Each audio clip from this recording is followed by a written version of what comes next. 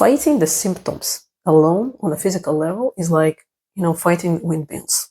It can only get you so far. The truth is that your subconscious mind can be either your biggest ally or your biggest enemy. And if you use it smartly, you can get rid of any health issues, including perimenopause symptoms. And if you use it incorrectly, you will be going 2 steps forward and 3 steps back. The real key here is to understand how the body and the mind communicate together to create your physical reality, including your perimenopause symptoms, your hot flashes, joint pains, whatnot. And I want to give you a different perspective on this. And I promise this video is not going to be about you sitting in meditation and affirming I'm healthy, I'm healthy, I'm healthy, because that alone doesn't work. Now, let's think, what have you been doing until now? Okay? Until now, you've probably been fighting the symptoms alone. You've been looking in the mirror, being unhappy with what you see. You've been complaining. I totally get it. It is very natural. I've been there myself. I mean, it's so easy to hate this period. It's so easy to hate the symptoms that you're experiencing in the middle of your life, for Christ's sake. Here's the thing. The symptoms are the result, not the cause. So it's like, imagine you're looking in a mirror, you're not smiling, right? You're looking in the mirror and you're like, I want you to smile. But the reflection is the result, not the cause. The cause is you staring in the mirror, not smiling. It's exactly the same. So if you haven't heard it, I'm going to give you a little bit of a brief a background on conscious and subconscious mind and why it's so crucial in our case. So your conscious mind is everyday mind that you use for day-to-day tasks. It wants to be healthy. It of course it does whatever it can, and it's like, well, I want to be healthy, I'm healthy. You even affirm sometimes, right? I'm healthy, etc. But the problem is your subconscious mind. The subconscious mind is the deeper mind that holds all the memories, all your experiences, all the bad experiences, as well as good ones. But we somehow tend to gravitate more to the bad memories and all the traumas you've stored and ignored. And so when you say consciously, I'm healthy, your subconscious is like, I'm not buying it. I'm in pain. I'm in discomfort. I'm definitely not healthy. And so when you have this misalignment, you cannot create something new. You can't create health if the subconscious mind is not convinced of your conscious declaration that you're healthy. So the trick is to align them both, to believe in the same cause. Imagine it's like your internal team. It's a team of your builders. So if one wants to build a house, but the other one doesn't want to build a house, well, the house is not going to be built. you need your whole team. Okay, I do things differently. I don't think that it's possible to convince your subconscious mind while you're in pain and discomfort that you're not in pain and discomfort. So I go from the easier entrance, which is through the body, pacifying the body first, and then having the mind join in and affirm things. So instead of trying to trick your subconscious mind into believing that it's not in pain, I start from the body. Because sensation speaks directly to your subconscious. And I don't just rely on modern hacks or any unnatural substances that have side effects. None of that. I draw on ancient healing systems that have been around for thousands of years, like Ayurveda and traditional Chinese medicine, because these systems simply know a lot about body and how to rebalance it naturally. And they also understand the interconnection between the body and the mind and how the energy flows and why it's so important to being healthy. Why I also love Ayurveda. Ayurveda is Indian alternative traditional medicine. Not only does Ayurveda understand how body and mind are interconnected, but it also recognizes the uniqueness of each and every one of us and our body, our physiology, our energy. And in order to restore it, you cannot apply the same rule that you apply for another person. So every person needs a more personalized approach. But it also recognizes patterns. So, for example, in Ayurveda, there are 3 body types, like 3 body type energies.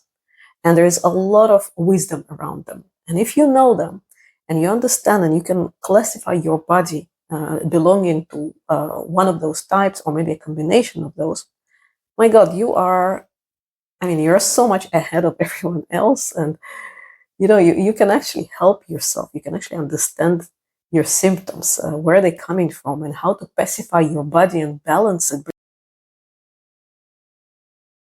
Why I love traditional Chinese medicine is that it's the same. It recognizes the energy flow. They call it qi. But what I love about it is their acupuncture and acupressure system. I think this is tremendous because what they do, they allow, so by targeting certain meridians in your body, in simple terms, essentially, they see manifestation of diseases as energy being blocked. And when they target specific points in your body, specific points where the meridians come together, they essentially unlock the energy, unlock the blockages so that the energy flows freely, thereby reducing the symptoms of discomforts, whatever discomforts you have. And by the way, acupuncture is not only about spinal issues, it targets everything from sleep issues to anxieties, of course, spinal things, joints, everything, everything. There is a caveat to these systems as well, and that's why in my program, we're not only targeting the physical part, we're also targeting the mindset, because what happens is that, let's say you went to acupuncturist, right? And, you got your relief, you came out, and you're feeling amazing, but you're still stuck in the same mindset, in the same negativity. You still complain. You still, the issues that you have in the day-to-day life, they're not resolved. So what happens is that your body will revert to your original disbalance. And in order to actually anchor the progress, the healing progress that you've achieved, we need to add to this your mind, your subconscious mind, and your conscious mind. They have to be aligned. The mind has to be oriented towards healing, health.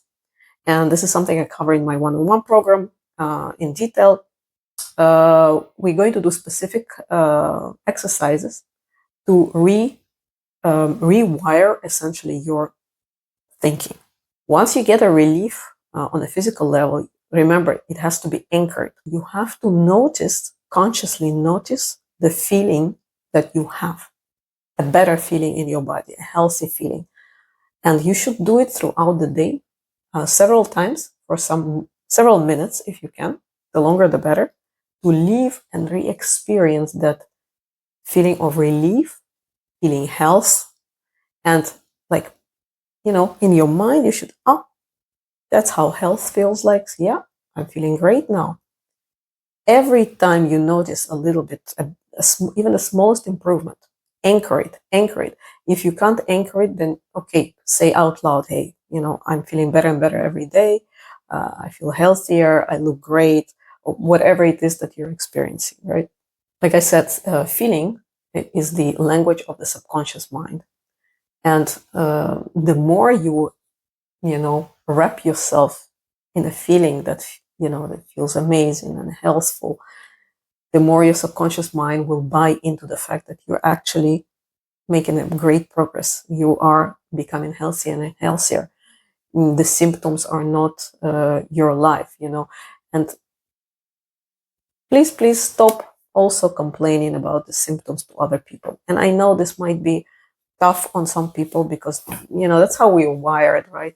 You want to call your friend and say, hey, God, today my brain fog, my that hurt. How about yours?